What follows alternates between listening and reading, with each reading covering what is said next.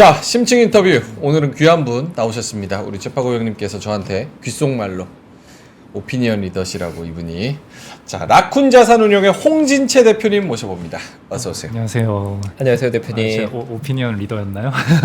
저는 사실 그 2부의 게스트분이 홍진채 대표라는 이야기를 듣고 한번 놀랐고요. 제가 굉장히 오랜 팬이거든요. 네, 사실 홍진채 대표님의 주식하는 마음이라는 책이 있고 거인어깨라는 책이 있는데 보통 우리가 가치 투자로 분류하는 분들은 책장에 모두가 다 있는 책이에요. 네. 홍진채 대표님의 거인어깨 없으면 사실 가치 투자가 아니다는 얘기가 나올 정도로 다 있는 책인데 그분이 오늘 나오는데 주제에 한 번 더 놀란 게 오늘 기술주 투자 얘기하러 오셨다는 거예요. 그래요? 네, 그래서 제가 조금 많이 놀랐죠. 네, 일단 인사를 저희가 반갑게 한번 드려보고 자세한 이야기를 한번 청해 보겠습니다. 네. 반갑습니다, 대표님. 안녕하세요. 네. 오랜만에 뵙습니다. 네, 오늘 뭐 저희가 좀 어떤 주제에 관해서 전반적으로 얘기를 나누게 되는 걸까요? 뭐 좀 전에도 반도체, 인공지능, 엔비디아 얘기가 많이 있었잖아요, 박 부장님이랑. 저도 뭐 당연히 최근에 되게 관심이 많고, 근데 최근에 뭐 저는 원래 평소에 책을 많이 읽는데, 좀 굉장히 재밌는 책을 하나 발견을 해가지고 네. 제가 추천사도 쓰긴 썼는데 이 책의 내용도 소개드릴 겸 뭐 요즘에 돌아간 인공지능 관련해서도 뭐 좀 여러 가지 이야기를 공유하면 좋을 것 같다라는 생각이 들어서 좀 이렇게 인사드리게 됐습니다. 네, 일단 뭐 와주셔서 너무 환영하고 아마 홍진채 대표를 아는 분들은 다 좀 비슷한 궁금증을 가지고 있을 것 같은데 보통 이제 사실 뭐 워렌 버핏이나 찰리 문거 같은 위대한 그룹들이 지금은 가치 투자냐 성장 투자 그런 구분 무의미하다. 모든 투자가 가치 투자다라고 말하지만 우리가 보편적으로 밸류 인베스터라고 부르는 좀 보수적인 투자자들은 하이테크 영역에 대해서 약간 낯설하고 경계감이 사실 어느 정도 있잖아요. 특히나 멀티플이 막 위로 올라가 버리면. 그래서 사실 최근 테슬라의 전성기나 엔비디아의 전성기를 보면 약간은 좀 보수적인 투자자로 저 역시도 박탈감을 많이 느낄 때가 많은데 대표님 혹시 어떤 관점으로 보십니까? 그런 현상을? 그래서 저는 사실 공대를 나왔기 때문에 예전부터 기술 관련 기업들에 굉장히 관심이 많았고 네. 그리고 워런 버핏의 스승 중 한 명, 또 다른 한 명이라고 불리는 필립 피셔라는 분은 또 기술주의 옛날에 그 텍사스 인스트루먼트라는 회사 그 다음에 뭐 그런 뭐 듀폰도 그렇고 그런 기술주의 투자를 되게 많이 한 걸로 유명하신 분이거든요. 그러니까 가치 투자와 기술주 투자는 그렇게 원칙적으로 배치되지는 않는 건데 보통 그 가치 투자를 한다, 나는 펀더멘탈을 본다, 나는 숫자를 보고 확실한 거에 투자를 한다, 나는 투기가 아닌 투자를 한다 이렇게 말씀하시는 분들은 보통은 기술주를 굉장히 도외시하는, 터부시하는 경우가 있죠. 감사합니다. 네, 그런 경우가 많으셔가지고 저는 좀 많이 안타깝긴 했거든요. 이게 공부하면 할수록 되게 재밌고 또 뭐 잘만 되면 또 많이 벌 수도 있고 그리고 평소에 주변 사람들이랑 얘기 나눌 때 또 재밌잖아요. 근데 내가 이쪽 분야를 전혀 모르면은 막 대화에 소외되는 것 같고 그러니까 기술주를 공부를 하는 게 여러모로 돈을 버는 데나 뭐 일상생활에서나 되게 도움이 많이 되는데 이런 걸 좀 너무 터부시하지 말자 뭐 이런 생각을 가지고 있었습니다. 네. 그럼 보통 우리가 이제 가치 투자라고 하면 딥밸류 투자라고 부르는 분들 아무래도 약간 좀 자산주 쪽에 좀 관심을 이렇게 많이 가지고 그 외에 이제 요즘에 약간 영한 가치 투자분들은 사실 약간 뭐 워렌 버핏도 애플을 투자하는 시대니까 이런 기술주 쪽도 좀 열어놓는데 그럼 대표님 오늘 소개해줄 분은 기술주 투자에 관련된 좀 인사이트를 전해줄 만한 그런 분을 소개해주는 내용일까요? 예, 며칠 전에 나온 책인데 마크 마한이라고 혹시 들어본 적 있으신가요? 저는 완전 처음 듣는데 네, 저도 지금 들었잖아요. 마트 마한? 처음 들어보네요. 마한. 라크 마한. 마크 M-A-R-K. 마크 마한. 네. 지금 들었어요. 네. 마크 마한이. 네. 이분이 모건 스탠리에도 계시고 시티뱅크에도 계시고 RBC라고 또 캐나다 증권사 있잖아요. 네, 거기에도 계시고 그런 곳에서 25년 동안 애널리스트 업무를 하시면서 인스티튜셔널 인베스터라고 또 저명한 매거진이라고 해야 되나? 그 저널이 있는데 거기에서 한국에서 하는 베스트 애널리스트 같은 투표를 또 늘상 해요. 근데 거기에서 25년 중에 거의 한 13번 엄청나게 많은 기간 동안 베스트 애널리스트의 이름을 올린 월가에서는 아주 탑 클래스로 꼽히는 인터넷 애널리스트라고 합니다. 그러면 미국의 탑10 애널리스트인데 뭐 CNBC나 이런 언론에 많이 노출된 분 혹시 아닌가요?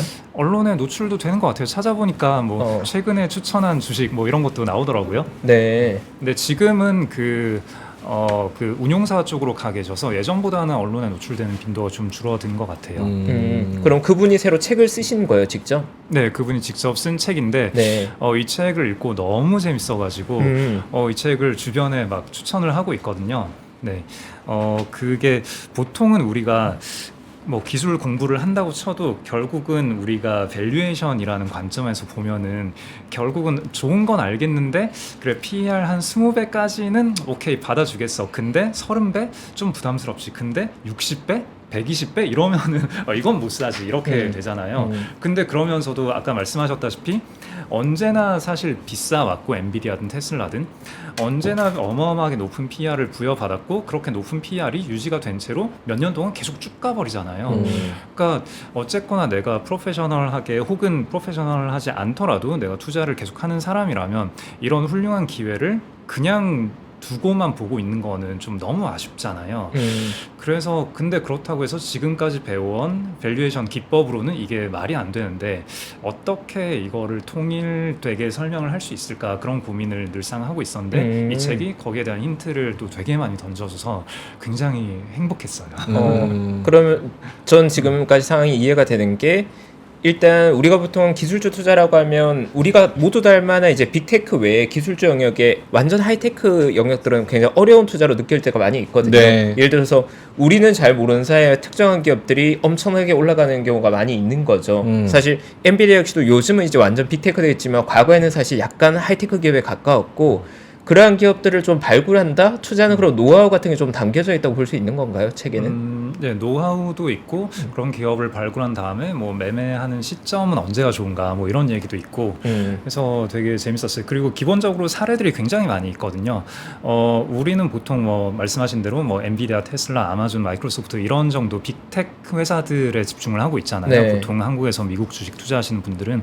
근데 그 이외에도 되게 다양한 그 기술 기업들의 사례들이 있어가지고 그냥 내가 미국 주식을 공부하고 싶다, 사례를 접하고 싶다, 뭐 이런 식으로 접근하기에도 이 책이 도움이 많이 될 것 같더라고요.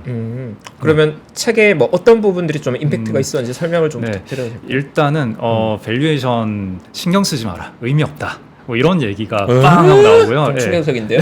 그리고 신경 쓰지 마라? 펀더멘탈과 주가의 흐름은 전혀 다르게 갈 수 있다. 일단 기본적으로 별로 상관없고 전혀 다르게 갈 수도 있다. 그렇죠. 그러니까 예, 그렇죠. 그 저희가 늘상 보는 거잖아요. 그렇죠. 사실 그런 상식적인 부분에서 시작을 하는 거죠. 그러면은 이제 우리가 주목해야 될 건 뭐냐. 그래서 아마도 요즘에는 이 용어에 많이 익숙하실 거예요. 그 TAM이라고. TAN. 네, TAM. 제가 오늘 발음이 좀 안 좋은 것 같습니다. 예. 죄송합니다. 네. 제가 귀가 안 좋았어요. 네. TAM. 네, 최대 도달 가능 시장이라는 뜻인데 네, 예를 들어서 뭐 우리가 자동차를 만들기 시작했다 그러면은 전 세계 자동차 시장 뭐 3조 달러 뭐 이 정도가 그 TAM 토탈 어드레서블인가? A를 까먹었네. M은 마켓이고 네. 네, 어드레서블 마켓. 어프로처블 마켓일까요? 어프로처블 그러게요. 제가 찾아보고 있겠습니다. 네, 감사합니다. 네.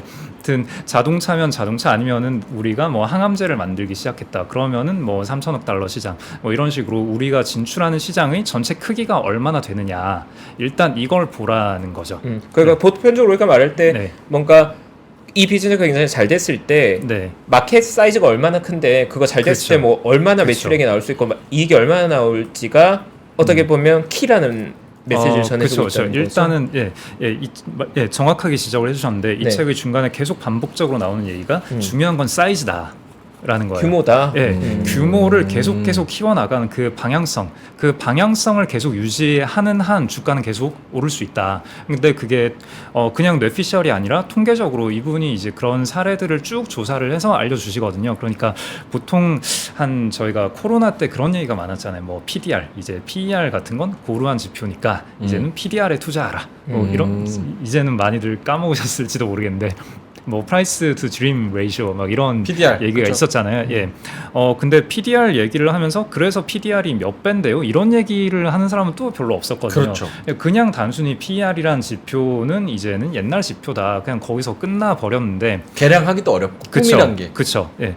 그래서 이 책의 저자는 그래서 그렇게 PER이 어마어마하게 높았음에도 불구하고 성장률을 계속 유지한 기업들이 통계적으로 어떤 결과를 보여줬느냐 뭐 이런 걸 다 표로 제시를 해주거든요. 그 표들을 보고 있다 보면은 역시나 그냥 성장률을 매매할 때는 그냥 방향만 보고 쭉 가는 게 낫구나라는 생각이 들고요. 조금 더 구체적으로 이야기를 하자면은 그냥 아주 단순하게는 과거 5년 동안 연평균 매출액 20%씩 성장을 해온 회사. 대충 아주 단순한 그 지표만 가지고 그냥 투자를 하더라도 이게 성과가 꽤 괜찮다. 네. 그렇게 되는 거예요. 근데 문제는 그런 기업은 전체 시장 상장 주식 중에서 2%에 불과하다. 그렇거든요. 그래서 그런 한정된 회사에 집중을 해서 투자를 하고 그리고 이제 그 방향으로만 계속 가고 있는가 그것만 체크하면 되고 밸류에이션은 안 따지는 게 낫다. 네. 근데 이게 그래서 좀 되게 그래도 되나 싶잖아요. 네. 근데 여기서부터 이제 제 해석인데. 네, 여기 중요합니다. 네. 이게 밸류에이션을 일단 투자자를 두 부류로 나누자면 밸류에이션을 따지는 사람과 따지지 않는 사람 이렇게 나눌 수 있잖아요. 네. 그러면은 뭐 테슬라를 10년 전, 5년 전에 발견을 했다. 그랬을 때 그때도 이미 테슬라는 PER이 어마어마하게 높았잖아요. 엔비디아도 어마어마하게 높았고 그러면은 밸류에이션을 따지는 사람은 애초에 안 샀을 거잖아요. 그렇죠. 네.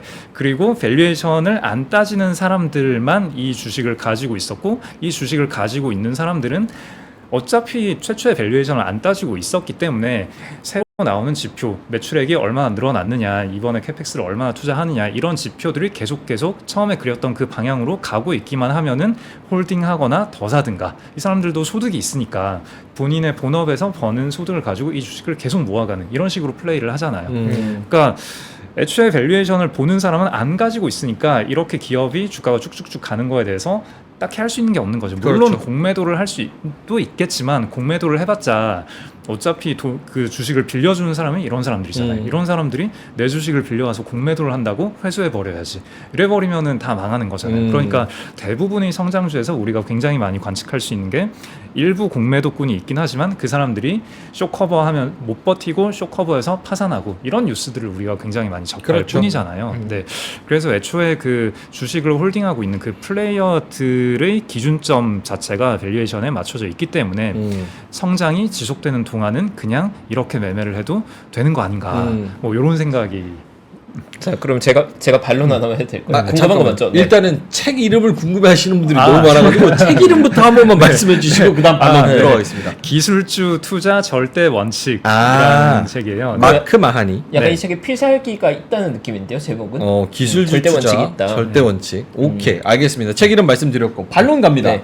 그럼 이건 저는 이제 저 역시 시장에 참여한 지 약간 10년 조금 넘는 뭐 대표님은 한참 후배지만 경험이 있는 투자로서 저는 이제 약간 반문이 드는 게 우리가 보통 기업을 평가할 때 정성적 평가를 하고 뭔가 정량적 평가를 하고 경영자 평가를 하고 그런 다양한 평가 툴들이 있잖아요. 근데 지금 제가 듣는 논리는 매출의 그로스랑 총 마켓 사이즈만 보면 되는 거니까 그냥 정성 평가 숫자 평가로 그냥 그냥 정량 평가로 끝내는 거잖아요. 매출의 그로스 그리고 마켓 규모 그것만 본다는 건가요? 그 외의 툴은 다 뭐 ROE나 이런 지표를 다 무시해도 되는 건가요? 여기서 굉장히 충격적인 얘기들이 있는데 네. ROE 얘기를 거의 하지 않고요. 그 다음에 주주환원 같은 거 신경 쓰지 마라. 그러거든요. 어차피 주주환원이라는 거는 회사가 더 이상 투자할 게 없을 때, 그러니까 회사가 그 유보금을 내부 투자를 통해서 향후에 새로운 성장원을 창출을 해낼 수 있을 때는 내부에 투자하는 게 더 좋은 거잖아요. 이론적으로 따져보면은. 네.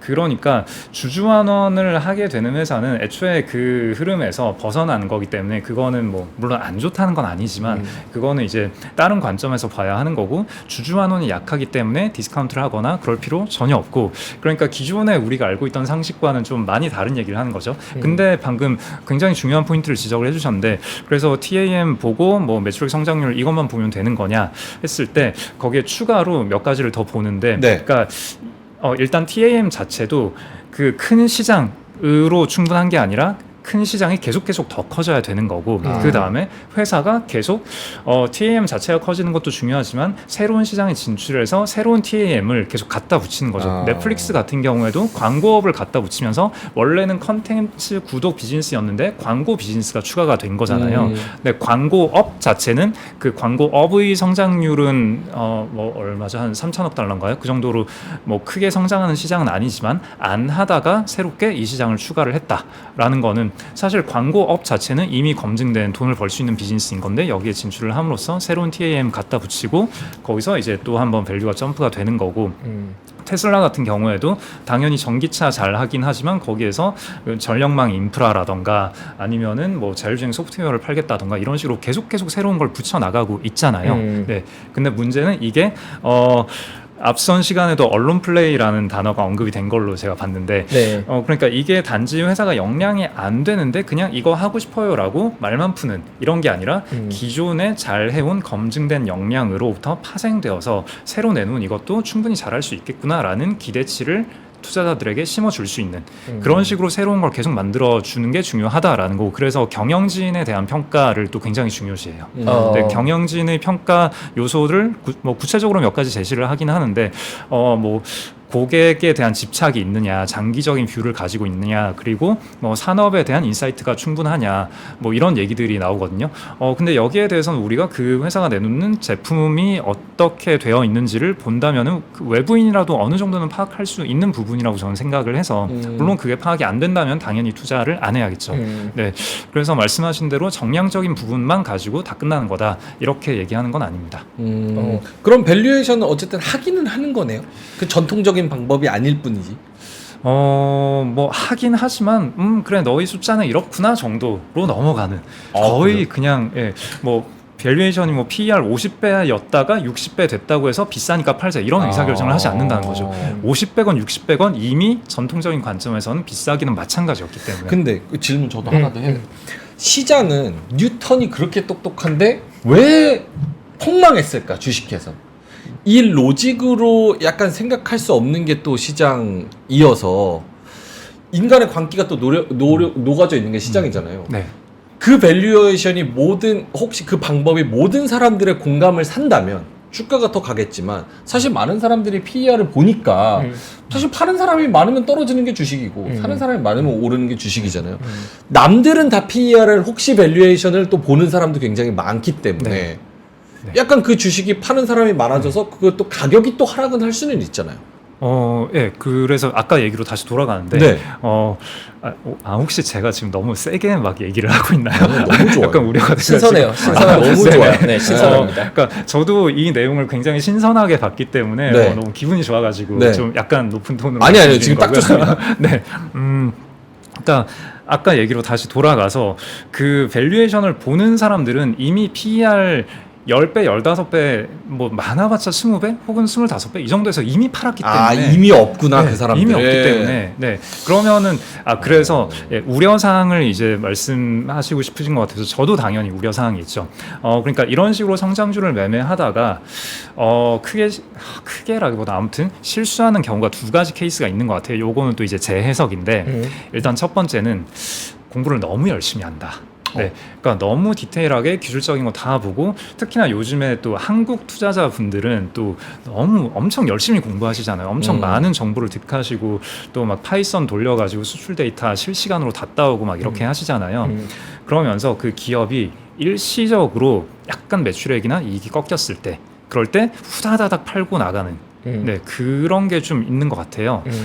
근데 사실 중요한 거는 아까 말씀드린 대로 일단 엄청나게 큰 TAM을 가진 시장에 접근을 하고 있고 거기에서 성장률이 높은 와중에 새로운 TAM, 새로운 시장도 계속 덧붙여 나가고 있다. 근데 그게 단순히 숫자로만 그 지표가 나오는 게 아니라 그렇게 해낼 수 있었던 경영진의 어떤 집착, 광기 뭐 이런 게 있다면은 그러면은 사실 한두 해 정도는 예전에 그 페이스북이 메타로 이름을 바꾸면서 우리 당분간 이익 별로 안 나올 거예요 이럴 네. 때 또 주가 엄청 빠졌잖아요. 그 다음에 넷플릭스가 코로나가 끝나면서 코로나 때 사실 그 가입자 성장이 엄청 컸잖아요. 특수 효과를 그랬다가 누렸죠. 그랬다가 코로나가 끝나면서 이게 약간 꺾였을 때 또 주가가 훅 빠졌잖아요. 네, 그러니까 이걸 매매하시는 분들의 특성상 이분들은 굉장히 정교하게 살펴보고 열심히 매매하고 빡세게 매매를 하기 때문에 잠깐 뭔가 지표가 안 좋게 나왔을 때 주가를 확 밀어내는 경우가 있는데 그럴 때 만약에 큰 그림이 바뀌지 않았다면 그게 좀 좋은 기회가 될 수 있는 거고요.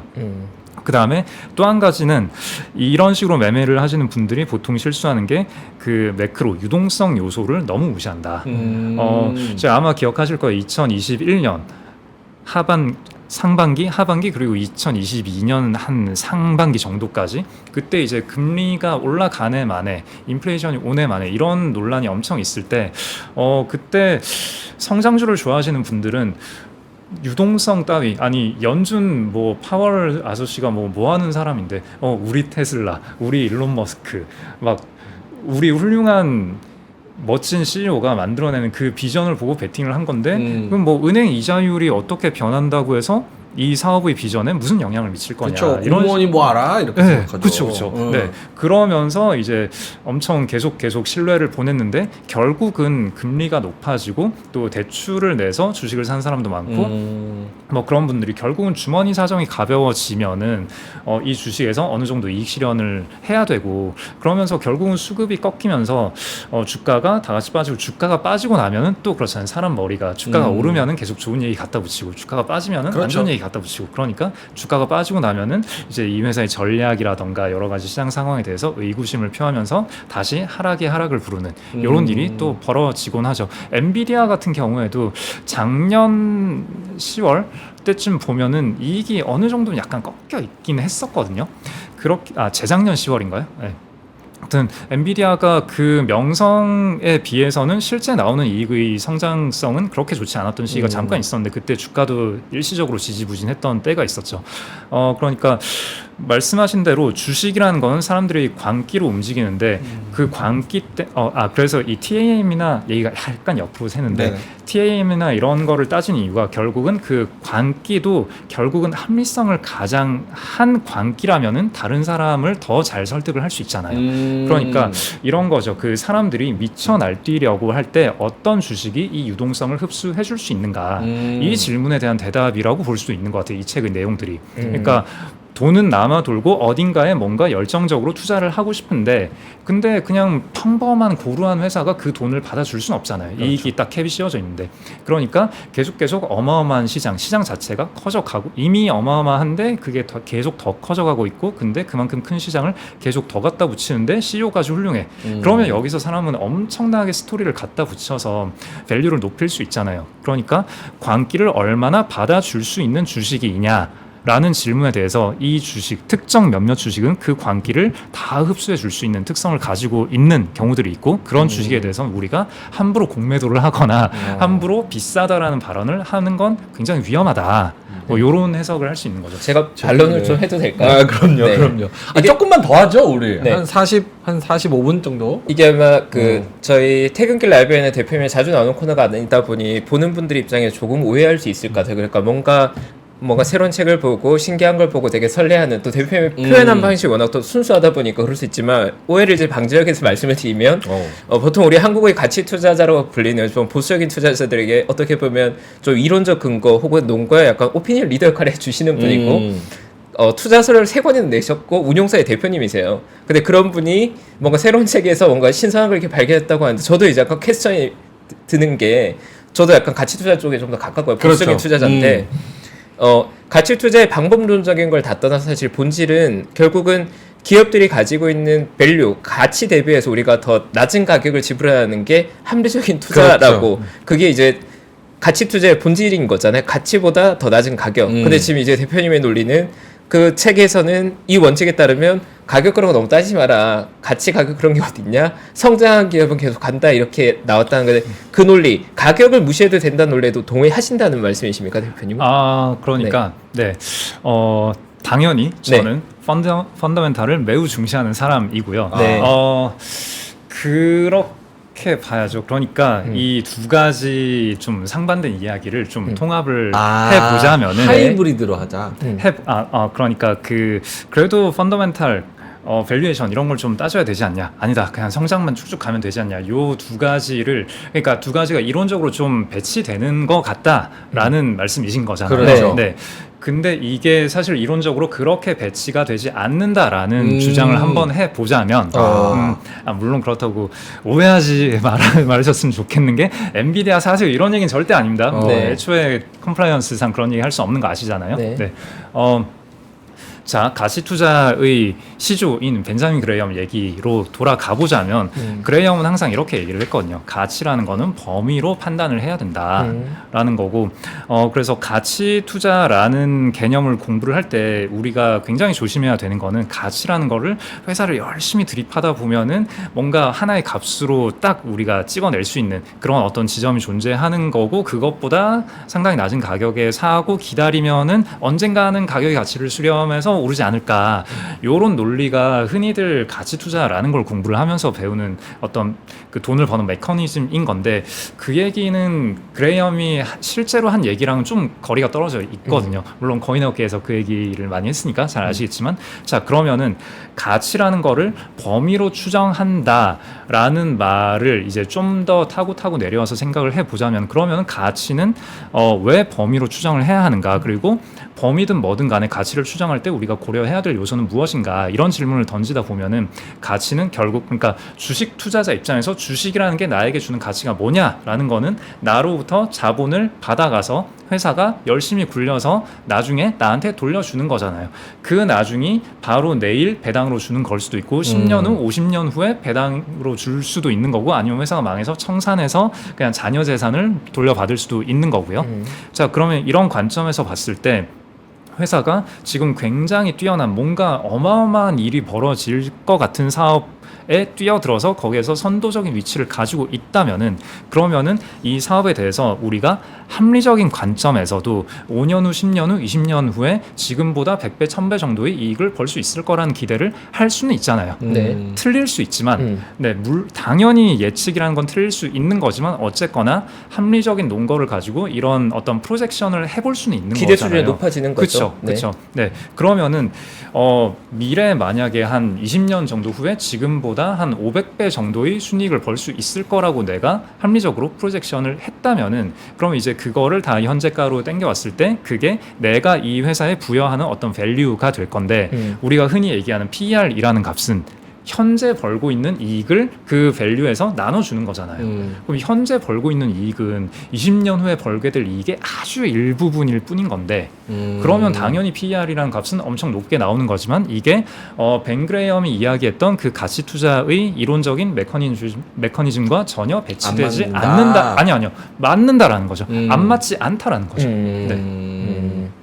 아 이거 제가 한 2시간 하고 싶은데 지금 저희가 시간이 2분밖에 없어서 사실 기획해가지고 녹화로 해야 돼. 네. 그럼 이제 여기서 우리 구독자분들이 가장 궁금해하는 질문을 제가 여기서 던 적이 있어요. 이 네. 질문을 가장 궁금해하실 거예요. 네. 그래서 그 방법이 좋다. 그 방법 오케이. 그럼 그 방법에 따르면 지금 미국에서 뭘 사야 되는데요. 이거 아니겠습니까 결론은. 미국에서? 그래서 만약에 기술주 절대 원칙에 따른다면 대표님 관점에 현재 미국 시장에 투자는 그럼 어디를 봐야 되는 겁니까? 그런 식으로 만약에 밸류에이션 다 필요 없고 뭐 토탈 마켓의 규모 그리고 매출의 그로스로 본다면 지금 시점에서는 어떤 쪽에 좀 힌트가 있는 걸로 봐야 될까요? 기회가 더 많다. 뭐 제가 답변 드리기엔 좀 이게 위험할 수 있는데 뭐 당연히 모두가 하는 얘기니까 그냥 네, 편하게 그냥 영역으로. 말씀드리자면 뭐 네. 당연히 뭐 인공지능 관련된 회사거나 아니면은 뭐 비만 당뇨 이런 쪽도 뭐 당연히 좋겠죠. 근데 이건 뭐 누구나 하는 얘기잖아요. 그렇죠. 그러니까 네. 뭐 제가 어떻게 권할 수 있는 그런 얘기는 아닌 것 같고 그래서 그 마크 마하니는 이 책을 쓰고 난 이후에 그럼 요즘에는 뭘 추천하고 있나 찾아봤어요. 찾아봤더니 탑5 주식을 얘기를 하더라고요. 일단은 그 엔비디아 당연히 있고 그 다음에 이분이 또 넷플릭스를 되게 좋아하세요. 사례에서도 넷플릭스가 되게 자주 나오는데 넷플릭스 좋아하시고 그 다음에 또 인스타카트라는 회사 혹시 아시나요? 인스타카트? 카트. 인스타카트? 네, 그게 찾아보니까 무슨 온라인으로 내가 뭐 사주세요라고 사고 싶다라고 쇼핑 주문을 하면은 누군가가 주문을 받아서 오프라인 매장으로 가서 이걸 사서 갖다 주는 그런 서비스래요. 야채 떼기. 그런 거. 아, 그러니까 온라인 기반 농작물 배송 서비스. 농작물만 하지는 않는 것 같아요. 그래요? 예. 저도 뭐 아주 구체적으로 알아보진 못했는데 한국은 온라인 배송 프로세스가 워낙에 잘 돼 있잖아요. 나라가 좁고 인구가 많고 하니까.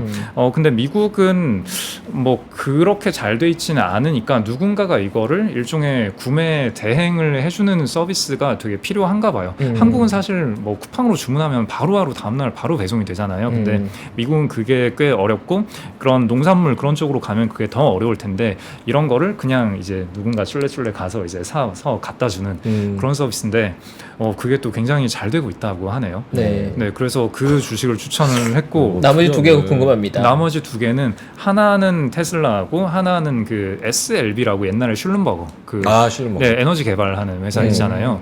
네, 뭐 에너지 쪽은 또 요즘에 이제 ESG에서 약간 후퇴를 하면서 또 그런 에너지 개발 쪽이 각광을 받고 있고 버핏도 그런 쪽을 좋아하니까 뭐 아마 그런 관점에서 추천하지 않았나 뭐 네. 그런 생각이 듭니다. 아니 우리 앞으로 저 마크 마하니의 탑 5를 검색하면 되겠어요. 마크 계속 마하니. 그거 업데이트하면 되겠어. 네. 네, 그걸 가지고 이제 뭐 과연 맞췄는지 아닌지 뭐 보는 것도 또 관전 포인트가 되겠죠. 마지막으로 저 궁금한 거 딱 하나 있는데 진짜 짧게. 특정 기업이 지금 돈도 잘 벌고 있고 새로운 쪽으로 해가지고 TAM도 어마어마한 시장이 기대감이 좀 열려 있고 뭐 지금 좀 비싸기는 하지만 신성 델타테크라는 그런 초전도체 기업이 있다면 그것도 지금 말씀하신 거에 적용이 됩니까? 일단 그 TAM을 어떻게 정의를 할 것인가 그리고 초전도체라는 게 그러니까 사실 검증된 시장은 아닌 거잖아요. 그걸 가지고 수익성을 내고 있느냐, 그러니까 검증된 시장이냐 아니냐가 굉장히 또 중요한 것 같고요. 사실 나중에 기술 변화가 있어서 그 초전도체가 아닌 다른 무언가로도 대치가 될 수, 사실 지금 이제 반도체에서 한창 각광인 HBM도 그 전통적인 D램에서 약간은 서브한 마이너한 카테고리였었잖아요. 근데 이렇게 메이저하게 됐었고, 그러니까 초전도체가 지금 쓰이는 영역이 아무리 유망해 보인다 하더라도 과연 거기서 다른 물질로 이 비슷한 기능을 낼 수 없을 건가라든가 뭐 여러 가지 좀 고민이 많이 되겠죠. 네, 지금 고민의 깊이가 느껴집니다. 이거 여쭤본 게 왜 그러냐면 기술이란 거는 거기에 대한 신기술에 대한 무한한 그런 수요와 앞으로의 펼쳐질 새로운 세상 이런 기대감에 또 많이 밸류를 주는 거잖아요. 네. 그래서 그 기대감은 이게 검증이 됐다 안 됐다도 누구는 주관적으로 검증됐다고 봤을 수도 있고 어떤 기술이 개발됐을 주관적일 수 있다. 또 아닐 수도 있고 막연한 기대감일 수도 있고 또 된다고 주장하는 뭐 기업도 있고 아닌 기업 아닌 사람도 있으니까 기대감을 제가 뭐 한마디만 드려도 되나요? 한마디만 예, 1분, 예, 1분 정도. 그래서 네, 제 기준은 지금 당장 눈앞에서 피부로 느껴지는 어떤 변화가 있는가. 그래서 지금 최근에 엔비디아에 대해서도 물론 그 전에도 보고 있었지만 굉장히 기절할 듯이 놀랐던 게 그 소라 AI라는 거 한 뭐 3주쯤 전에 발표가 됐잖아요. 네. 근데 그 소라 AI가 사실은 기술적으로는 어차피 이미지를 만들어내는 기술 예전에 다 있었고 이미지 간의 그 로패스 필터를 걸치고 얼마나 자연스럽게 연결시키느냐 거기에 대한 거라서 기술적으로는 아주 그렇게 임팩트가 있는 건 아니거든요. 그렇지만 그 영상을 봤을 때 우리가 눈으로 딱 보는 순간 너무 기절할 것 같잖아요. 네. 그러면 이게 여러 산업계에서 굉장히 빠르게 채택이 될 수 있거든요. 그러니까 이쪽은 피부로 느껴지는 변화가 어마어마하다라는 거고 초전도체는 거기까지는 아니지 않나라는 그런 차이를 생각할 수 있을 것 같습니다. 네. 초전도체 그냥 조크, 좋다가 아니라 네. 네. 지금 된다 안 된다 지금 몇 개월째 그러고 있는데 네. 시간이 너무 지나가서 시간이 아쉽네요. 네, 아쉽습니다. 나중에 저희가 뭐 녹화를 이렇게 기획하면 최파고님이랑 네, 기회될 때 한번 또 너무 따로 좋을 것 하고 같아요. 모시겠습니다. 영광입니다. 마크 마하니의 기술 투자의 기술주 투자 절대 원칙. 기술주 투자 절대 원칙. 오케이, 알겠습니다. 자, 그러면 아쉽지만 우리 대표님은 여기서 좀 인사를 드리도록 하겠습니다. 심층 인터뷰 오늘 라쿤 자산운용의 홍진채 대표님이었습니다. 고맙습니다. 감사합니다. 감사합니다, 대표님. 네, 오늘 또 신선한 주제로 이야기 나눠봤고요. 네, 저도 한번 읽어봐야겠습니다. 일단 창피해요? 반전이었죠. 갑자기 그런 질문이 나온다고. 아니 채팅창에 있었어. 네. 내가 질문한 게 아닙니다. 빨리 끝내라고 하니까 저희는 이만 여기서 물러가도록 하고요. 오늘 하락하는 시장에서 진짜 고생 많으셨고요. 내일은 좀 올라서 웃으면서 수익 많이 내셔서 빨간불로 뵙도록 하겠습니다. 오늘도 끝까지 함께 해주셔서 진심으로 고맙습니다. 감사합니다. 장 시작 전부터 종료까지 쏟아지는 수많은 뉴스와 정보들. 이 중에서 어떤 것이 투자에 정말 도움이 되는 정보일까요? 3프로의 증시 셔터맨 박근영 마스터가 직접 정보를 선별하고 투자의 힌트를 드립니다. 시간도 아끼고 투자 아이디어도 얻는 시간, 박근영 부장의 마켓 힌트와 함께 하세요. 자세한 사항은 3프로TV 앱과 홈페이지를 확인하세요.